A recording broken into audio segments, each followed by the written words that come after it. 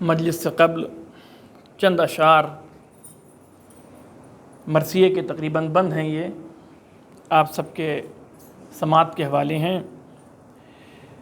جب بھرے دربار میں زینب ہوئیں گرمے سخن، فرق سے تابندگی آواز سے پھوٹی کرن، لہجے پیغمبری سے جھوم اٹھی انجمن، فرق باطل پہ ابھر آئی خجالت کی چبھن، اور خطابت کا دھواں جب آگ برسانے لگا تو خطیب منبر طاغوت تھرانے لگا۔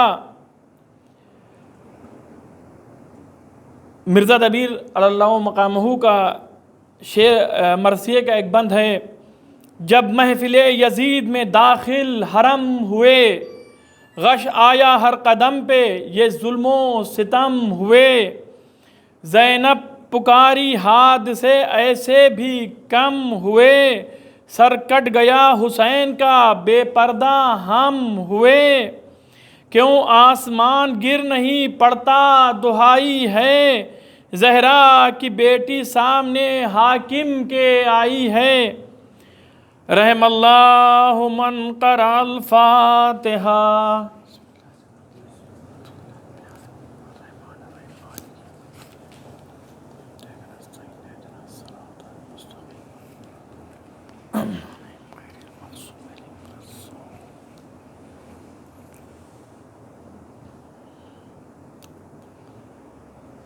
اعوذ باللہ من الشیطان اللعین الرجیم، بسم اللہ الرحمن الرحیم، الحمد للہ رب العالمین، الصلاۃ والسلام علی اشرف الانبیاء والمرسلین، حبیب الہ العالمین، النبی المؤید، الرسول المسدد، المحمود الاحمد، المصطفى الامجد، ابی القاسم المصطفى محمد۔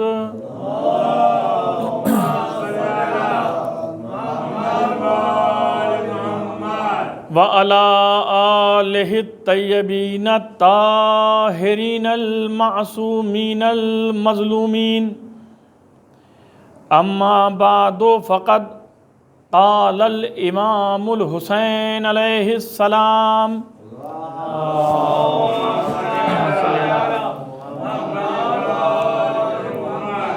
انی لم اخرج اشرا ولا بطرا ولا مفسدا ولا ظالما، انما خرجت لطلب الاصلاح فی امت جدی رسول اللہ صلی اللہ علیہ وآلہ وسلم، اريد ان امر بالمعروف وانہى عن المنکر واسیر بسیرت جدی وابی علی ابن ابی طالب۔ صلوات بھیجئے محمد وآل محمد۔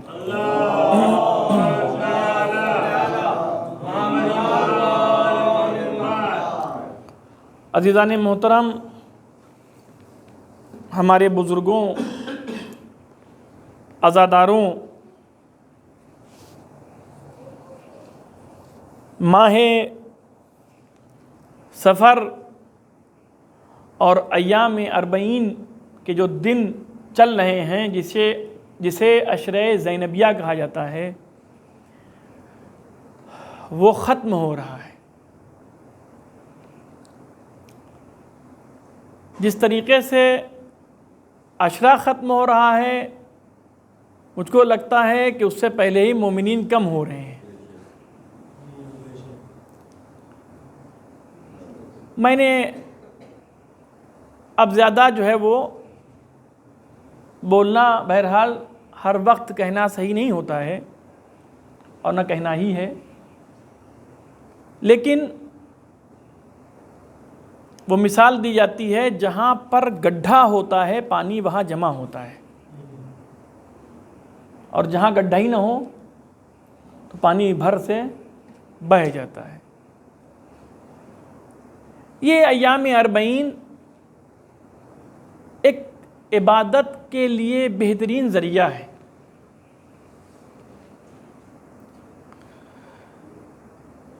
اگر اس عبادت کو عبادت سمجھ کے منایا جائے گا تو ثواب ہے۔ عزاداری عبادت ہے، عزاداری وزاداری نہیں ہے، عزاداری رسم نہیں ہے۔ اگر یہ کوئی سوچے کہ یہ رسم ہے تو ہرگز رسم نہیں ہے۔ رسم اور رواج وہ ہوتے ہیں کہ جو پہلے ہوتے تھے وہ ہو رہے ہیں اور اس کو مناتے رہو۔ اگر یہ رسم ہے، اس کو رسم مان لیا جائے تو اس کا ثواب چھن جائے گا۔ یہ عبادت ہے جہاں پر ذکر اہل بیت ہو وہاں پر ملائکہ آتے ہیں، وہاں پر انبیاء آتے ہیں، وہاں پر فرشتے آتے ہیں۔ اور یہ فرش ازا کوئی اگر یہ سمجھے کہ بہت ہلکی چیز ہے بس،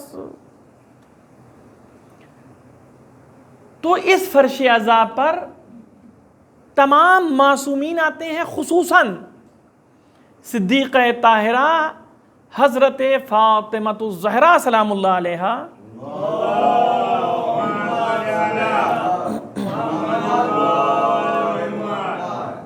اس عزاداری میں، اس مجلس میں آتی ہیں، گوشے میں بیٹھی ہوتی ہیں۔ کیوں آتی ہیں؟ کیوں آتی ہیں؟ کیا مولانا کے آنسو لینے کے لیے آتی ہیں؟ صرف مومنین کے آنسوؤں کو اپنے رومال میں لینے کے لیے آتی ہیں۔ اس کی مثال میں آپ کو دے دوں، اگر ہمارے گھر میں، خاندان میں، معاشرے میں کوئی زخمی ہو جاتا ہے، گر جاتا ہے، چوٹ لگ جاتی ہے، چھوٹی سی چوٹ، تو ہم لوگ فوراً ڈاکٹر کے پاس پہنچ جاتے ہیں۔ مرہم دیتا ہے ڈاکٹر تاکہ اس کے زخم میں جو اضطراب ہے وہ کم ہو جائے۔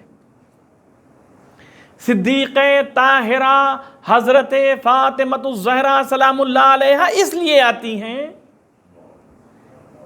کہ ہمارے آنسوؤں کو لے کر جاتی ہیں اور امام حسین علیہ السلام کے زخموں کا مرہم بناتی ہیں۔ یہ آنسو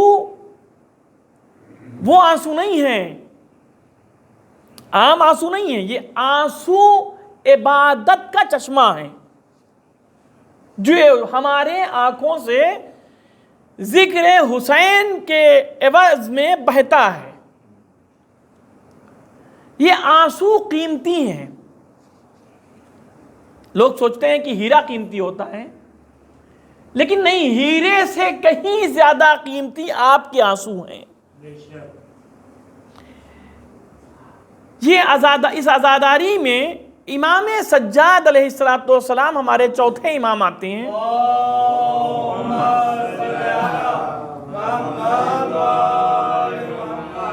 اور ان کی جگہ کہاں ہے؟ وہ کہاں پر بیٹھتے ہیں؟ جہاں پر ہمارے نالین ہیں وہاں پر آپ بیٹھتے ہیں کہ ہمارے زائرین، ہمارے بابا کے زائرین آئیں، ہم ان کا استقبال کریں۔ امام کو ہمارے لیے وہ نہیں ہے کہ ہماری لالچ ہے ان کو کہ نہیں وہ ہم لوگ آئیں، بلکہ ہمیں لالچ ہے کہ ہم عزاداری میں بیٹھیں، ہم مجلسوں میں بیٹھیں، ہم گریہ کریں، ہم نوحہ پڑھیں، ہم مجلسیں برپا کریں۔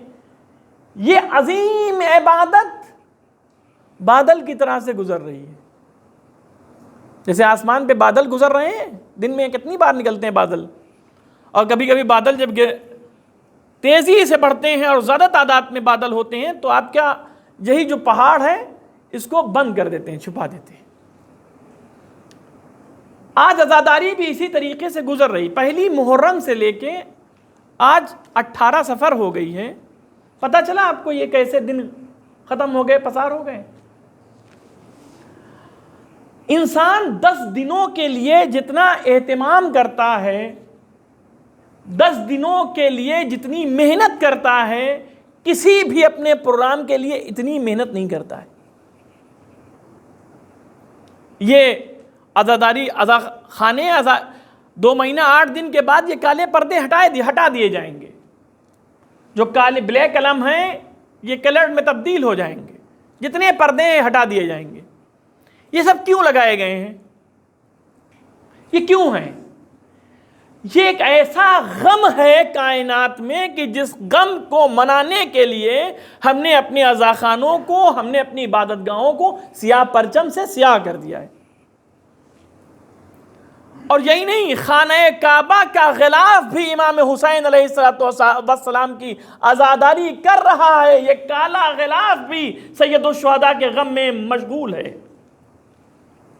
اس لیے کہ یزید نے 3 سالہ حکومت میں نہ اللہ کے کو چھوڑا، اللہ سے بغاوت کی، اللہ کی بے حرمتی کی، رسول اللہ کی بے حرمتی کی، اور امام حسین علیہ السلام سب سے پہلا حملہ واقع کربلا میں امام حسین کی شہادت، دوسرا حملہ مدینے پہ واقع حرہ، اور تیسرا حملہ اس نے خانہ کعبہ کو تاراج کیا ہے، خانہ کعبہ کو جلایا ہے اس نے۔ یعنی پیغمبر اسلام فرماتے ہیں، کیا ارشاد فرماتے ہیں؟ جس نے میرے حسین سے محبت کی اس نے مجھ سے محبت کی، جس نے مجھ سے محبت کی اس نے اللہ سے محبت کی، جس نے میرے حسین کو ناراض کیا اس نے مجھے ناراض کیا، جس نے مجھے ناراض کیا اس نے خدا کو ناراض کیا۔ یزید نے پہلے حسین کو ناراض کیا، فوراً رسول اللہ کو ناراض کر دیا، رسول اللہ کو ناراض کرنے والا فوراً آگے بڑھا اللہ کو ناراض کر دیا۔ جس نے اللہ کو ناراض کیا ہے اور اللہ کی بغاوت کی ہے، مسلمان کہاں سے ہو سکتا ہے؟ صلوات بھیجے محمد و آل محمد پر۔ اللہم صل علی محمد و آل محمد۔ یہ عزاداری عطیہ ہے، ہدیہ ہے، تحفہ ہے، اسے ہم عبادت سمجھ کے منائیں۔ نیاز ہو نہ ہو، ٹیک وے ہو یا نہ ہو، فرق نہیں پڑتا ہے، ہو نہ ہو۔ پانی کی سبیل، ٹیک وے کے لیے امام نے نہیں بلایا ہے، پانی کے لیے بلایا ہے، پانی کی سبیل۔ اور الحمدللہ خدا آپ لوگوں کو سلامت رکھے، جہاں جہاں پہ مجلسیں ہوتی ہیں، خصوصاً امام باڑے میں، اور اس کے بعد کل بھی مجلس میں گیا، پانی کا جو تبرک ہے یہ سب سے اہم تبرک ہے۔ کیوں؟ امام حسین علیہ السلام نے امام سجاد سے کیا فرمایا تھا؟ اے میرے بیٹا سید سجاد، شیعتی ماں ان شربتم ماس بن فسکرونی او سمیتم بے غریبن او شہیدن فندبونی لیتکم فی یوم عاشوراء جمیعا تنظرونی کیف استسقیل طفل فابوا ان یرحمونی۔ اے میرے بیٹا سید سجاد، جانا جب مدینے، لوٹ کر مدینے جانا، میرے شیعوں کو میرا سلام کہنا، اور کہنا شرط وفا یہ ہے جب ٹھنڈا پانی پئیں حسین غریب کو ضرور یاد کر لیں، اور اس وقت کو یاد کریں کہ جب حسین تنہا تھے، بچے کو ہاتھ میں لیے ہوئے پانی کا مطالبہ کر رہے تھے، لیکن فوج اشقیہ نے پانی نہیں دیا۔ یہ کربلا میں جو افراد آئے تھے یہ مکار تھے، کربلا میں آنے والے یزید کی فوج میں افراد جو تھے منافق تھے۔ یہ وہی افراد تھے کہ جن لوگوں نے امام حسین علیہ السلام کو خط لکھا تھا کہ پھل پک گیا ہے، درخت ہرے بھرے ہو چکے ہیں، دریاؤں میں پانی فل ہو چکا ہے، مولا آ جائیے، ہم آپ کا انتظار کر رہے ہیں، آپ آئیے، حکومت قائم کر دیجئے، عدل الہی۔ کون کون سے لوگ تھے اس میں؟ جن لوگوں نے خط لکھا تھا، 18,000 خط لکھنے والوں، خط کی تعداد جو تھی، خطوط کی تعداد 18,000، کم بات نہیں، چھوٹی سی چیز نہیں ہے، 18,000 خط بہت ہو گئے۔ اور اس زمانے میں یہ والے کاغذ نہیں چلتے تھے، اونٹ کی کھال کے اوپر، بکرے کی کھال کے اوپر 18,000 خطوط امام حسین علیہ السلام کے پاس کوفے سے پہنچے، مولا ہم آپ کی نصرت کے لیے آمادہ ہیں۔ لیکن جب امام حسین علیہ السلام نے اپنے سفیروں کو بھیجا ہے، اپنے سفیر مسلم ابن عقیل کو بھیجا ہے، تو یہی جو خط لکھنے والے تھے منہ موڑ لیتے ہیں، جیسے شبس بن ربی۔ شبس بن ربی کون تھا؟ سنیے آج آپ تاریخ۔ یہ منافقت جو ہوتی ہے انسان کے وجود میں، یہ انسان کو کہاں تک کے لے آتی ہے، آج انشاءاللہ گفتگو ہوگی۔ شبس بن ربی اسلام سے پہلے کچھ نہیں تھا۔ ایک آپ نے دیکھا ہوگا جانور ہوتا ہے درختوں کے اوپر زیادہ ٹہلتا ہے، اسے کہتے ہیں گرگٹان، گرگٹ، اس کا گرین رنگ ہوتا ہے، اس کو انگلش میں کیا کہتے ہیں؟ کیمیلین۔ کیمیلین، یہ گرگٹ رنگ بدلتا رہتا ہے۔ اس کی خاص بات یہ ہے کہ رنگ بدلے گا، ایک رنگ نہیں رہے گا اس کا، جب آپ دیکھیں رنگ بدلتا ہے۔ شبس بن ربی کی مثال گرگٹ کی دی گئی ہے، کیوں؟ اب آپ پوچھیں گے شبس بن ربی کی مثال جو ہے وہ گرگٹ کی کیسے کے لیے کیوں کہ جیسے کیوں دے دی گئی؟ تو سنیے آپ، اسلام کے آنے سے پہلے شبس کچھ نہیں تھا۔ اسلام آیا، پیغمبر اسلام ختمی مرتبت حضرت محمد مصطفیٰ صلی اللہ علیہ وآلہ وسلم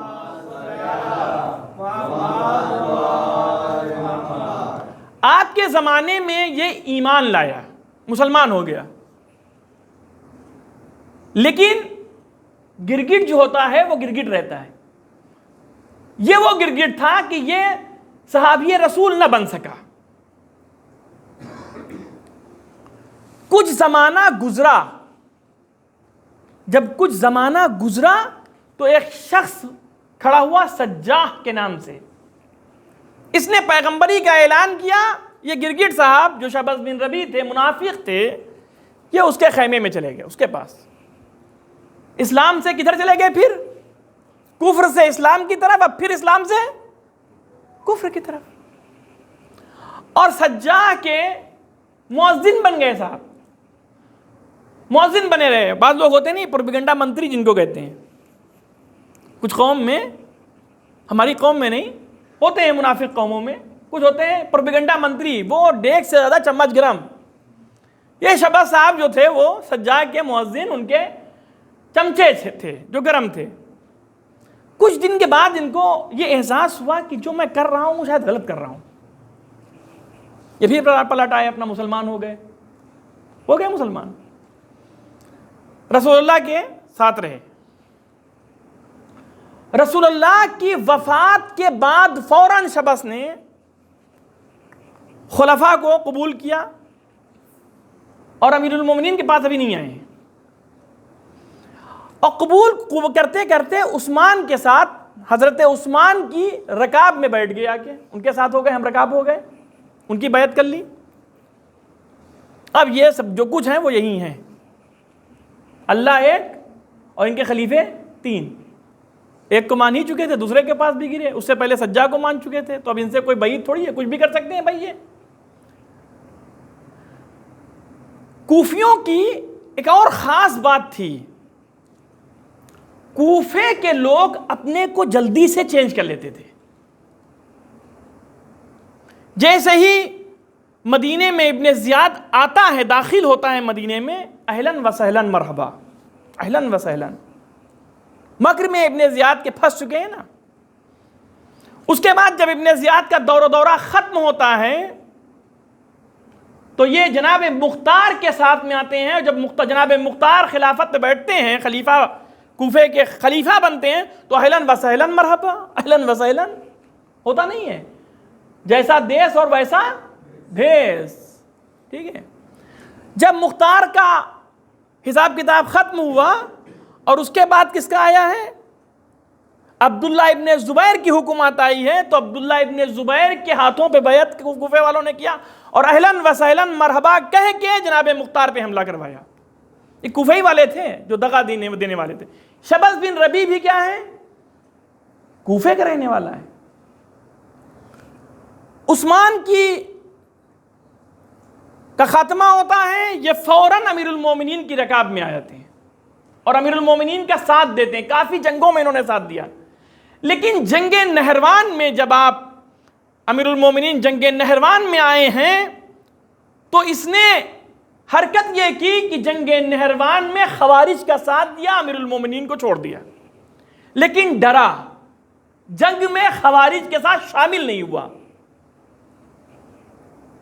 امیر المومنین کے ساتھیوں میں ہے لیکن نہروان میں چھوڑ رہا ہے۔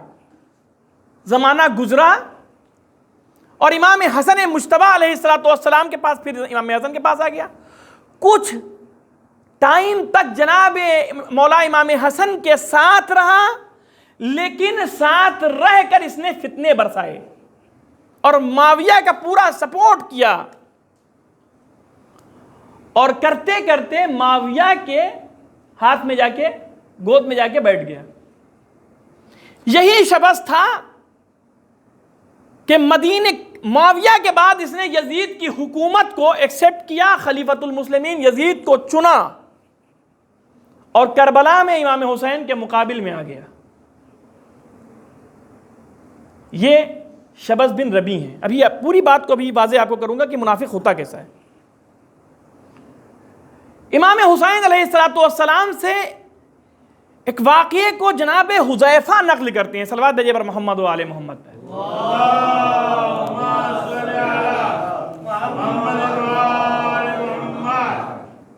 جناب حذیفہ ہیں، امام حسین کی خدمت میں بیٹھے ہوئے ہیں، مولا کچھ فرمائیے۔ امام حسین نے فرمایا، حذیفہ یہ جو عمر سعد ہے، ایک دن یہ بنو امیہ کے اجتماع میں شامل ہو جائے گا اور ہمارے قتل میں شامل ہو جائے گا۔ یہ سننا تھا کہ جناب حذیفہ کہتے ہیں، آقا و مولا کیا یہ جو آپ نے ہمیں خبر دی یہ آپ کے جد رسول اللہ نے خبر دی ہے؟ کہا نہیں۔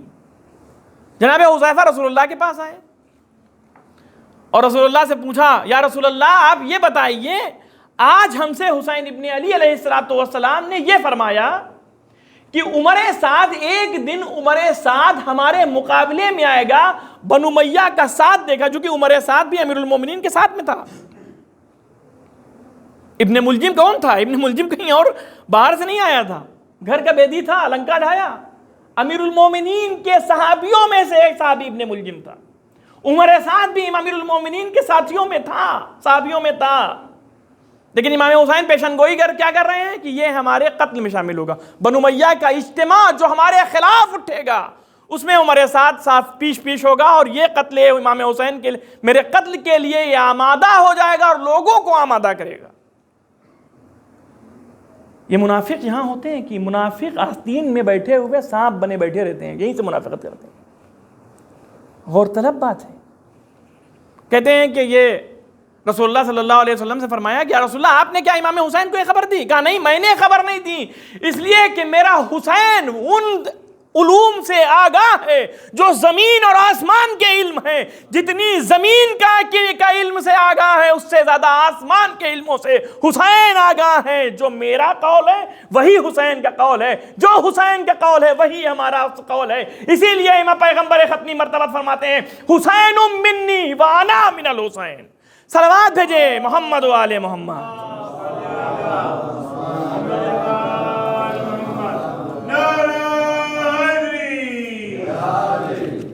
یہ منافقت کا جو سسٹم ہوتا ہے یہ خطرناک سسٹم۔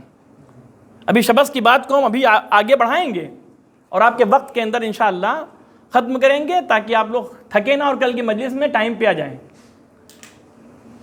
صادق آل محمد امام جعفر صادق علیہ السلام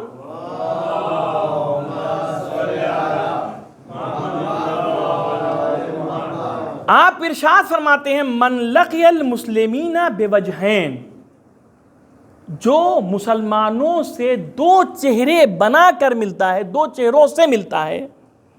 ہوتا نہیں ہے کہ میں ایک صاحب سے ملوں کہ آپ تو بہت اچھے ہیں، اور کہ یہ تو میں مثال دوں، شریف بھائی سے میں ملوں اور یا علی عباس بھائی سے کہوں آپ بہت اچھے ہیں، بہت نیک ہیں، بہت شریف انسان، آپ سے جیسا تو پوری جماعت کے اندر ہے ہی نہیں، اور پیٹ پیچھے جاؤں تو شبث بن جاؤں، کیا کہوں، ارے وہ تو ایسے ہیں اور ویسے ہیں. یعنی ہمارے یہ چہرے کیسے ہو گئے؟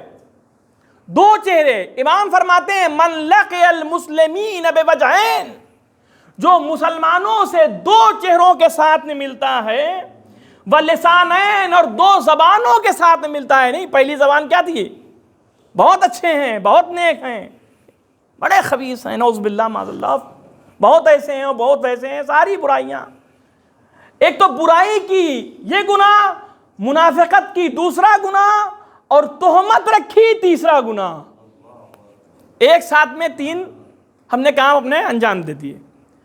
امام فرماتے ہیں ولسانین جاء یوم القیامت، ایسا شخص جب قیامت کے دن آئے گا تو کیسا ہوگا؟ وَلَهُ لِسَانَانِ مِنَ النَّارِ، اس کی دونوں آگے زبانیں جو ہوں گی وہ جہنم کی آگ میں جھلستی ہوئی نظر آئیں گی. اور یہ منافق پوری دنیا میں پورے سماج کا کینسر ہے. کہا نہیں جاتا ہے گاڑی کے پیچھے لکھا جاتا ہے گاڑی کا دھواں سماج کا کینسر؟ منافق سماج کا کینسر ہے. گاڑی کا دھواں اگر سماج کا کینسر ہو سکتا ہے تو یہ منافق معاشرے کا کینسر ہے. یہ منافق کبھی آپ کی گود میں، کبھی ان کی گود میں، کبھی ان کی گود میں، کبھی اس کے بعد دونوں کو لڑا کے مزے لے گا، کہے گا واہ اب آیا مزہ. قرآن مجید میں منافق کی جو تعریف کی ہے، منافق کیا کرتا ہے؟ کہتا ہے منافق جب آپ کو اللہ حسنہ دیتا ہے، یہ قرآن کہہ رہا ہے، میں نہیں بھائی کہہ رہا ہوں، ادھر امام صادق علیہ السلام نے فرمایا، ادھر میں پھر قرآن کی آیت کا ترجمہ. قرآن کیا کہتا ہے؟ خداوند عالم کے فرماتا ہے کہ یہ منافق کیسے ہوتے ہیں؟ آپ کو اگر کچھ فائدہ ہوگا تو ان کا منہ بن جاؤ. آپ نے گاڑی خریدی ہے، چوری کی ہے، ڈکیتی ڈالی ہے، فلاں کا مال غصب کر لیا ہے، اللہ کرے گاڑی کا ایکسیڈنٹ ہو جائے. ہوتا ہے یا نہیں ہوتا ہے؟ اور جب آپ کے اوپر کوئی مصیبت خدا نخواستہ آ جاتی ہے تو یہی منافق خوشی مناتا ہے کہ لو دیکھو پیٹا گیا. اسلام نے کہا، قرآن خود کہہ رہا ہے کہ منافق پہلے جہنم میں ڈالا جائے گا، اس سے حساب و کتاب اس طریقے سے لیا جائے گا جس طریقے سے اللہ لینے کا ارادہ رکھتا ہے. آپ کے ساتھ میں کچھ اچھا ہوا، اس کو اچھا نہیں لگا، اور آپ کے ساتھ برا ہو گیا، آپ ان کو مزہ آ گیا. اور یہی ہوتا ہے سماج کے اندر، یہی معاشرے میں ہوتا ہے کہ یہ اپنا کام کرتے رہتے ہیں. اکثر جماعتوں میں جو اختلافات ہوتے ہیں تو بیچ میں منافق ہوتا ہے، وہ سمجھ نہیں پاتا ہے، دونوں لوگ نادان ہوتے ہیں. پریزیڈنٹ صاحب بھی، یہاں کی بات نہیں کر رہا ہوں، الحمدللہ یہاں سب صحیح ہے. جہاں پہ دو جماعتیں بنی ہوئی بیٹھی ہیں، کچھ شہر ہیں جہاں پہ دو جماعتیں، تو وہاں پہ دو جماعتوں کا اگر دیکھا جائے کہ دو جماعتوں کے دو ٹکڑے کرانے والا کون ہے، اگر دونوں سمجھدار افراد ہیں، امام صادق کی حدیث کو اور قرآن کی آیت کے ترجمے کو اگر دیکھ لیں، اختلاف ختم ہو جائے گا، اتحاد باقی رہ جائے گا. لیکن افسوس کی بات یہ ہے کہ ہم جھگڑوں میں مبتلا رہتے ہیں. حدیث اور آیت تو رکھی رہنے دو، مولانا صاحب ہیں ممبر پہ آئے بکواس کرنے دو، پڑھ کے چلے جائیں گے، ہم سن کے چلے جائیں گے، ادھر سے سنیں گے ادھر سے نکال دیں گے، اس کا کوئی نتیجہ نہیں ہے. امام حسین علیہ السلام نے منافقت کے چہرے کو بے نقاب کیا. کربلا میں منافقین کا ایک ہجوم تھا، بات تو کافی تھی لیکن میں نے سب شارٹ کیا. منافقین کا ایک ہجوم، بنو امیہ سے کہ جیسے منافق، ان کا اجتماع، اور اس اجتماع کا سرغنہ جو تھا شمر بن ذی الجوشن اور عمر سعد لعنتی. انشاءاللہ بیان کروں گا کل یا پرسوں کی مجلس میں کہ شمر اور جناب عباس کو جو لوگ کہتے ہیں نا کہ شمر جناب عباس کا ماموں تھا، لانا تو ماموں تھوڑی تھا. جناب عباس کا کہاں مرتبہ، کہاں جناب عباس کا خاندان، اور کہاں اس کا حسب نسب، کہاں وہ آسمان، کہاں یہ پست. انشاءاللہ اس کے اوپر گفتگو کروں گا. بنو امیہ کا اجتماع منافقین سے بھرا ہوا اجتماع، اس اجتماع میں عمر سعد اور شمر جیسے خبیث حسین ابن علی کے سامنے، اسی میں شبس بن ربی بھی ہے. سمجھ میں آیا شبس کہاں سے آیا؟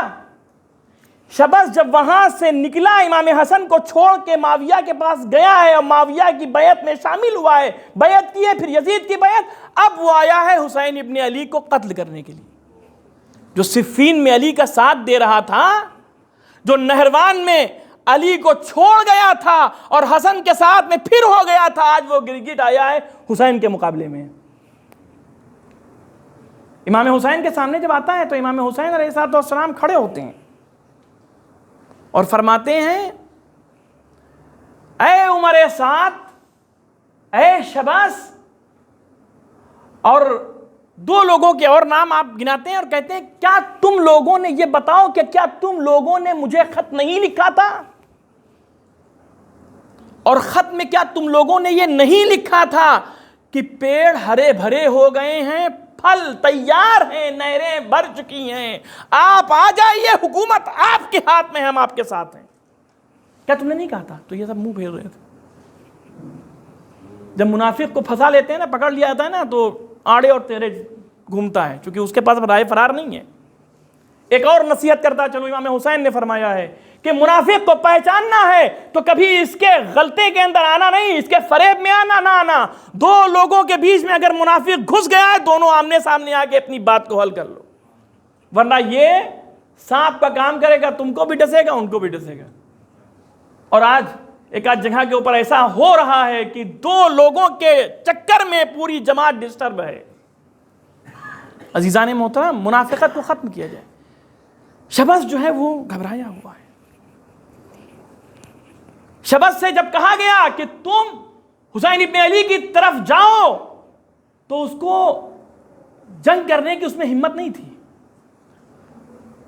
اور عمر سعد کے لشکر میں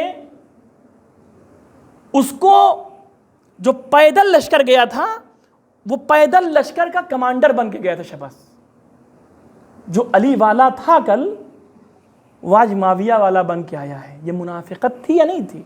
آپ نے پورے اسٹرکچر کو پڑھا، آج معاویہ کے جو اس کے شبس کے جو اسٹرکچر کو، پوری تاریخ کو اگر شبس کی دیکھا آپ نے، خلاصے میں بیان کیا ہے، تو منافقت کا پیکر تھا یا نہیں؟ امام فرماتے ہیں کہ تو نے خط لکھا تھا یا نہیں؟ فرار، راہ فرار نہیں ہے اس کے پاس، ہاں لکھا تھا۔ تو کیوں تو میرے سامنے آ گیا ہے؟ کیوں؟ اس لیے آیا ہے کہ تو سونے اور چاندی اور دولت کے سامنے جھک گیا ہے اور اپنے دین کو بیچ دیا ہے۔ تو نے دین کو بیچا ہے دنیا کے چکر میں۔ اگر دنیا کو تھوک دیتا، پھینک دیتا اور دین کو لے لیتا، تو آج کربلا میں حسین ابن علی کے سامنے نہ آتا۔ ہاں عزاداروں، یہ کربلا کا ایک وہ پراشوب ماحول کربلا کا۔ شب عاشور ہے، ہر بیوی اپنے بچوں کو تربیت کر رہی، ایک طرف منافقت ہے، ایک طرف ایمان۔ ہر بیوی اپنے بچے کو تیار کر رہی، بیٹا کل ماموں پہ جان کو قربان کرنا ہے، اے میرے لال کل چچا پہ جان کو قربان کرنا ہے، میرے لال کل بابا پہ اپنی جان کو قربان کرنا ہے۔ امام حسین ہیں اور جناب عباس ہیں۔ جناب عباس خیمے کا تلایا پھر رہے ہیں، کیا دیکھا کہ خیمے میں جناب ام فروہ اپنے بیٹے قاسم کو بٹھالے ہوئے ہیں، لٹائے ہوئے ہیں، اور کہتی ہیں میرے لال قاسم، کل کا دن جب نمودار صبح نمودار ہو تو فروہ کو بے آبرو نہ کرنا، سرخرو کر دینا۔ جناب قاسم فرماتے ہیں اماں آپ کیوں گھبرا کیوں رہی ہیں؟ کل کی صبح تو نمودار ہو لینے دیجئے، ایک کام آپ کے ذمے ہے، اجازت آپ کے ذمے ہے، جنگ ہمارے ذمے ہے۔ صبح عاشور ہوئی ہے، امام حسین علیہ السلام کرسی پہ بیٹھے ہوئے ہیں، جناب ام فروہ کے ساتھ میں جناب قاسم، پہلے جناب قاسم خود آتے ہیں، اے امو جان، اے چچا جان، مجھے مرنے کی اجازت دیجئے، یہ سننا تھا کہ امام حسین تڑپ گئے۔ قاسم کیسے مرنے کی اجازت دوں؟ تم میرے بھائی حسن کی نشانی ہو۔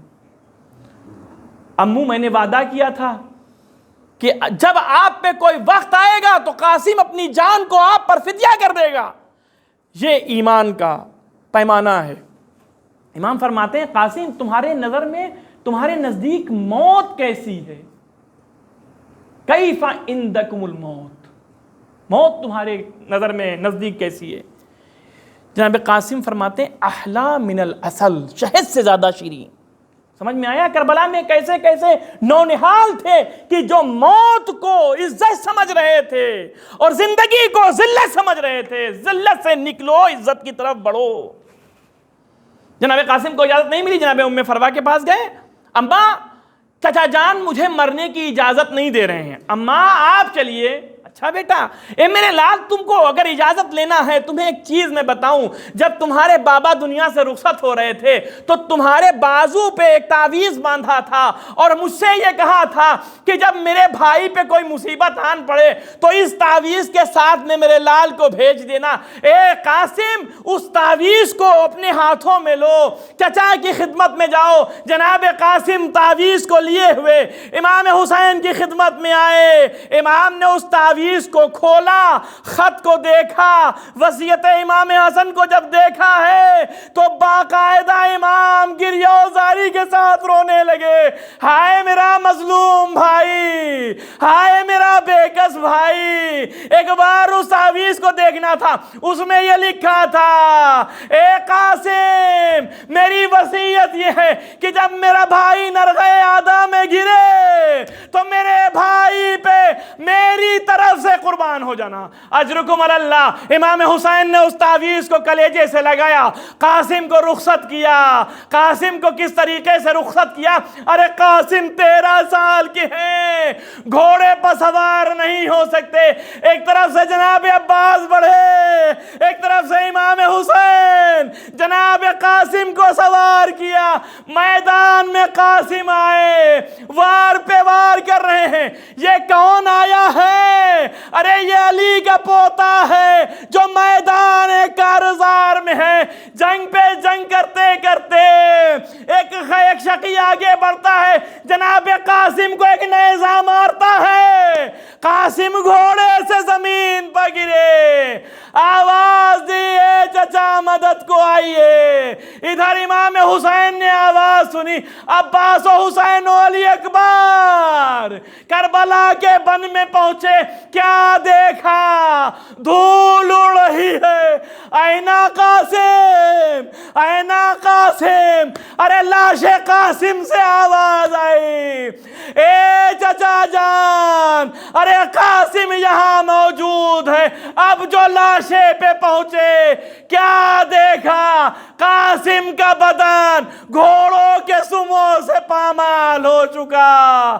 لاش قاسم کے ٹکڑوں کو لیا، اے فروا تمہارے ہدیے کو حسین خیمے میں لا رہا ہے۔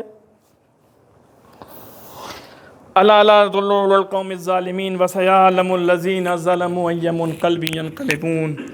معبود ہماری ان چھوٹی سی عبادت کو قبول فرما، جو مریض ہیں انہیں صحت کامل و عاجل عطا فرما، جو مریض مقروض ہیں ان کے قرض کو ادا فرما، امام زمانہ کے ظہور میں تعجیل فرما، ہمیں ان کے آبان و انصار میں شمار فرما۔